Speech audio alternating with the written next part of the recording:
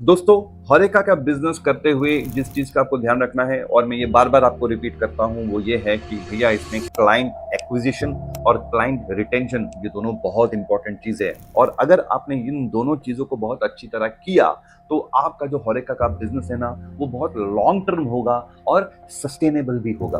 अब मैं हॉरेका में आपको एक और चीज बताता हूँ दोस्तों, बहुत इंटरेस्टिंग चीज ये है कि हॉरेका में जब आप किसी डील को करते हो ना, ये डील जो है ये लॉन्ग टर्म होती है। फॉर एग्जाम्पल, अगर आप एक किसी टाइप का सीजनिंग, किसी टाइप का सॉस या केचप आप लेके डोमिनोज के साथ डील करना चाहते हो तो आपको करना क्या है, आपको अपॉइंटमेंट लेना है, आपको मिलना है। और जब आप उनके साथ मिलते हो और अपने प्रोडक्ट का ट्रायल देते हो और वो ट्रायल उनको पसंद आ जाता है, तब वो जो है आपके साथ एक कॉन्ट्रैक्ट साइन करते हैं। और ये जो कॉन्ट्रैक्ट होता है ना, 1-2 महीने के लिए नहीं होता है, मिनिमम 1 साल तक होता है। तो अगर आपने सही काम किया तो क्या हुआ, एक अकाउंट आपके साथ 1 साल तक रहा और इस 1 साल के दौरान में अगर आपने अपने क्वालिटी को सही रखा, आपने सर्विस को बहुत अच्छी तरह मेंटेन करके रखा, अगर आप उस क्लाइंट के कंप्लेंट को बहुत अच्छी तरह एड्रेस करते रहोगे, तब वो अकाउंट आपसे कभी नहीं जाएगा। लेकिन अगर आप कुछ भी इधर उधर करते हो तो जो वो क्लाइंट है ना, जो डोमिनोज है, वो फ्रस्ट्रेट हो जाता है। फिर वो क्या बोलता है, यार I don't want people who give me trouble.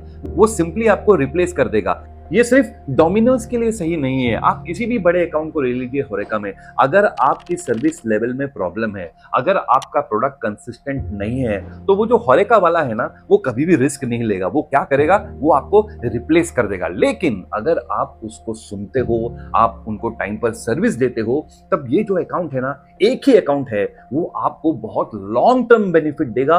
और लॉन्ग टर्म काम हम जब करते हैं ना, तो हमारा रेवेन्यू भी बनता है और साथ में हम प्रॉफिट भी बना लेते हैं। पिछले एपिसोड में मैंने आपको कहा था ना दोस्तों, जब आप एक अच्छा एक्सपर्ट को ऑनबोर्ड करते हो तो वो करता क्या है, वो आपका जो ट्रायल है उसको कंफर्म करता है। और ट्रायल में जब आपका प्रोडक्ट जाता है, तब मैंने वो फोर्स के बारे में कहा था। वो फोर्स पता क्या है दोस्तों, वो फोर्स है मार्केटिंग का, जिसे हम कहते हैं प्रोडक्ट इज द हीरो।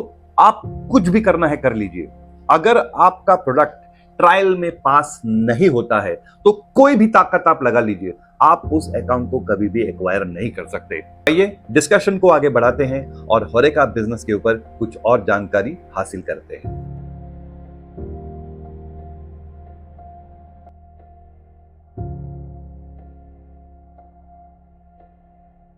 पिछले एपिसोड को कंटिन्यू करते हुए मैं ये कहूंगा कि आपने जब वो ट्रायल किया था ना, मैं मान लेता हूं कि आपका ट्रायल जो है वो सक्सेसफुल हो गया है।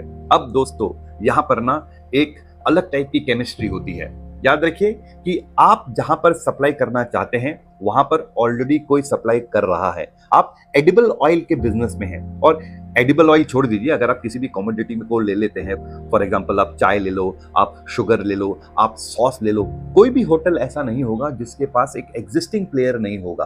तो अगर आप इन प्रोडक्ट्स को लेके आ रहे हो एक हॉरेका के अंदर, तो आपको क्या करना है, आपको एग्जिस्टिंग सेटअप को थोड़ा हिलाना है। मतलब आप उस कॉम्पिटिटर को जब तक वहां से बाहर नहीं निकालोगे, तब तक आपका बिजनेस शुरू नहीं होगा। एक तरफ आप हो जो चाहता है कि किसी भी तरह वो अकाउंट आपको मिले, दूसरी तरफ वो कॉम्पिटिटर है जो चाहता है किसी भी कीमत पर मैं ये अकाउंट लूज नहीं कर सकता। अब एक कॉन्फ्लिक्ट का शुरुआत होता है। मान लीजिए दोस्तों, मैं आपसे सिर्फ एक रिक्वेस्ट करूंगा, आप अपने टेबल को बदल दीजिए। अब आप कॉम्पिटिटर बन जाइए और कॉम्पिटिटर के पॉइंट ऑफ व्यू से समझिए। और जब आप इसको कॉम्पिटिटर के पॉइंट ऑफ व्यू से समझेंगे, तब आपको पता चलेगा कि वो कॉम्पिटिटर कर क्या रहा है और उसी तरह आप अपने स्ट्रेटेजी को बना सकेंगे। अब आप कॉम्पिटिटर है, पहला काम आप क्या करोगे, आप परचेज मैनेजर को ये बताओगे कि सर हम तो इतने दिनों से काम कर रहे हैं, क्या जरूरत पड़ गई सर आप जो एक नए प्रोडक्ट लाने की कोशिश कर रहे हैं। अगर आपका रिलेशनशिप बहुत अच्छा है ना उस परचेज मैनेजर के साथ, तो वो परचेज मैनेजर जो है वो आपको खुला बता देगा कि भाई देखो, ऐसा है, नया प्रोडक्ट आया है, नया प्रोडक्ट जो है वो कंपनी का नाम ये है।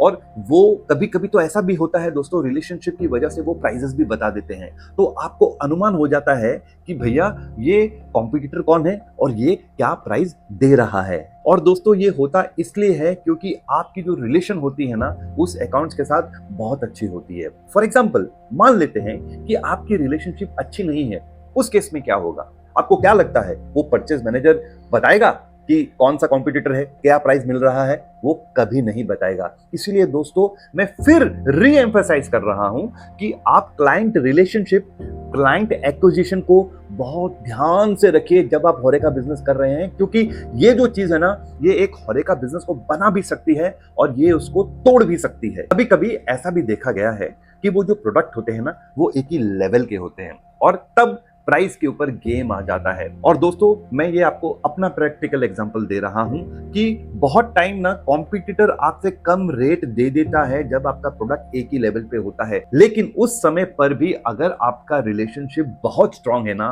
तो वो चंद पैसों के लिए परचेज मैनेजर आपका रिलेशनशिप को कभी भी हैम्पर नहीं करेगा।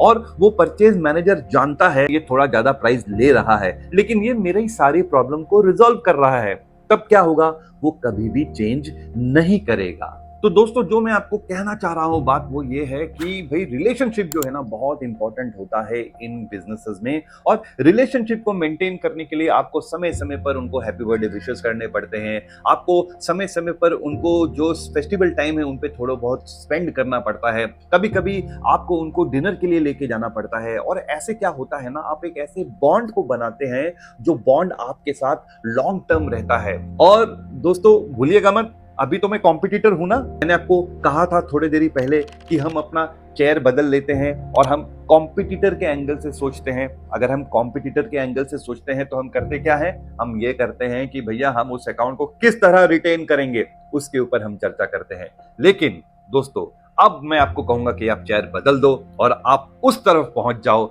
और अब आपको उस अकाउंट को एक्वायर करना है। आपके सामने एक कॉम्पिटिटर है जो काफी स्ट्रांग है, जिसकी रिलेशनशिप बहुत स्ट्रांग है। अब आप क्या करोगे, आपको अकाउंट वो लाना ही है। अगर आपको कुछ अंदाजा है कि क्या करना है तो आप कमेंट में लिखिए, मैं आपके कमेंट को पढ़ूंगा। और इसके साथ मैं आपको ये कहना चाहता हूं कि अगले एपिसोड में मैं आपको ये जरूर बताऊंगा कि आप उस अकाउंट को किस तरह एक्वायर कर सकते हैं जब आपका कॉम्पिटिटर जो है उसका रिलेशनशिप उस एग्जिस्टिंग अकाउंट से बहुत स्ट्रांग है। तब तक के लिए बहुत बहुत धन्यवाद।